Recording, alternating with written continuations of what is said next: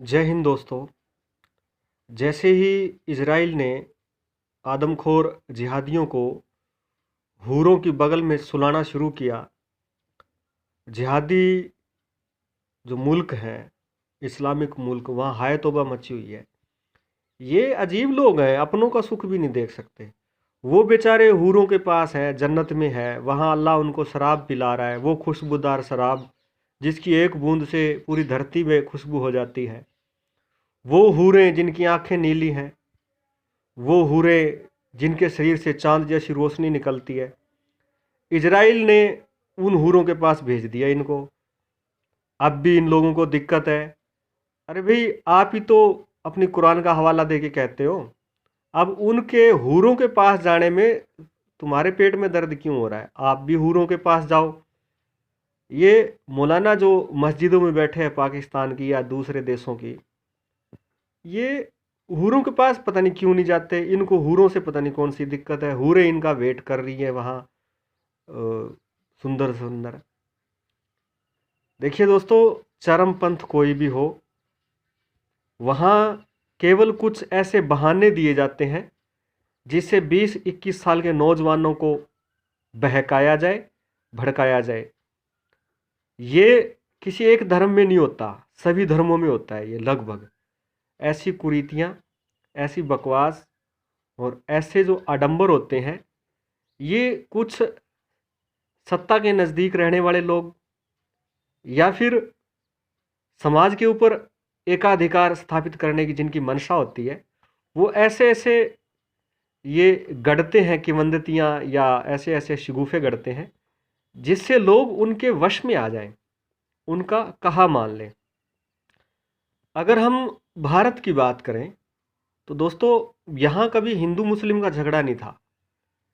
यहाँ इस्लाम जब आया तो इस्लाम के साथ साथ अरब की संस्कृति थोपने की कोशिश की गई। और यहाँ जब भी लड़ाई झगड़ा हुआ, टकराहट हुई, तो दो विश्वास कभी नहीं टकराए, दो संस्कृतियां टकराई।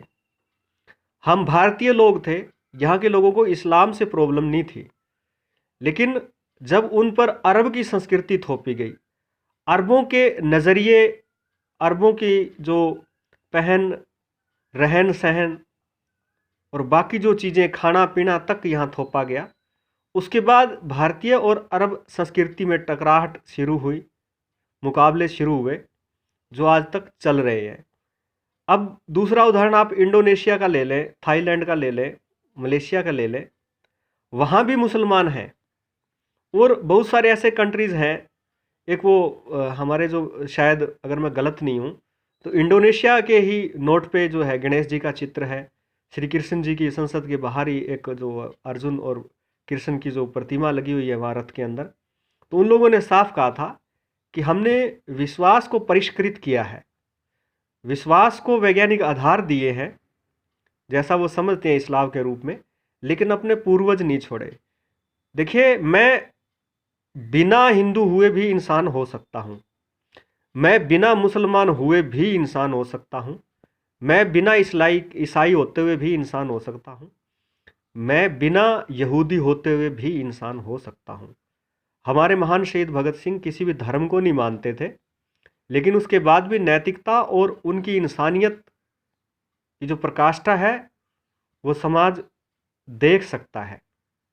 तो ये जो चरमपंथ है जो मस्जिदों से निकल कर आ रहा है, इसके पीछे अगर कोई अवधारणा काम करती है तो वो, थोड़ा सा मैं आपको एक प्रैक्टिकल तरीके से बता दूं कि नक्सलाइट जो एरिया है या फिर पंजाब के हम चरमपंथ की बात कर लें किसी भी क्षेत्र के, तो हम देखते हैं कि इनमें ज़्यादातर जो है 20-21 साल के लड़के होते हैं। और ये उम्र जो होती है किसी भी बच्चे की फिसलने की उम्र होती है।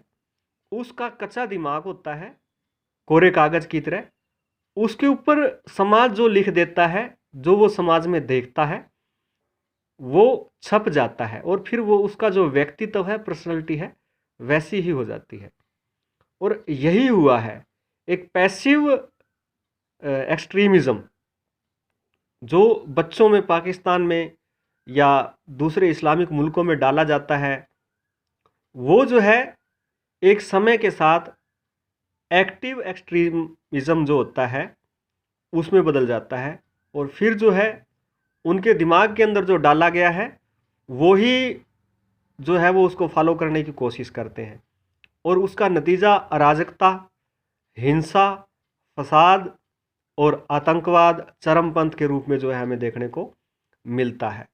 ऐसा अंधकार काल जो था हिंदू धर्म में भी बहुत लंबे समय तक व्याप्त रहा, जिसमें समाज को देवदासी, या केरल के अंदर एक प्रथा थी जिसमें दलित समाज की महिलाएं जो है अपनी छाती नहीं ढक सकती थी, उन्हें अपनी छाती नंगी रखनी पड़ती थी, ये था।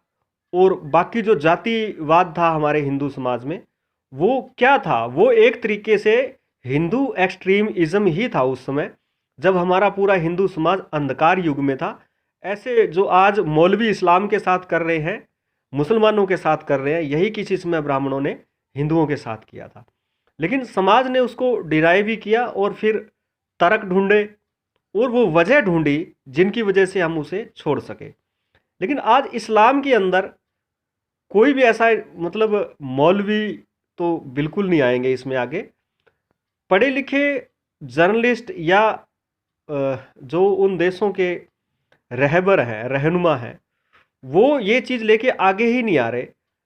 एक तो ये कि अगर लोग समझदार हो जाएंगे, अगर पाकिस्तान जैसे गरीब मुल्क की बात करें, लोग जब समझदार हो जाएंगे, वो धर्म या मजहब की जो अंधी भक्ति है उससे हट जाएंगे, वैज्ञानिक तरीके से सवाल करने लगेंगे, तब जो है इन लोगों की सरकार खतरे में आ जाएगी और इनकी जो आम जनता पे पकड़ है वो ख़त्म हो जाएगी। दूसरा, पाकिस्तान के पास अब हमास को लेकर एक इशू हाथ लग गया, इनके मुसलमानों को लेकर, जो हमेशा से लगा होता है, और मुसलमानों के इशू को लेकर ये लोग जो है अपने लोगों की वास्तविक जो समस्याएं होती हैं उनसे उनका ध्यान भटका देते हैं। और ये हम सबको पता है कि इंसान जो भी बनता है अपनी मेहनत से बनता है। कोई मुसलमान किसी दूसरे मुसलमान को डीसी नहीं बना सकता, एसपी नहीं बना सकता, फौजी नहीं बना सकता, जनरल नहीं बना सकता, प्रधानमंत्री। सब अगर इंसान कुछ बना है तो अपनी क्वालिटी से बनता है, अपने मेहनत से बनता है।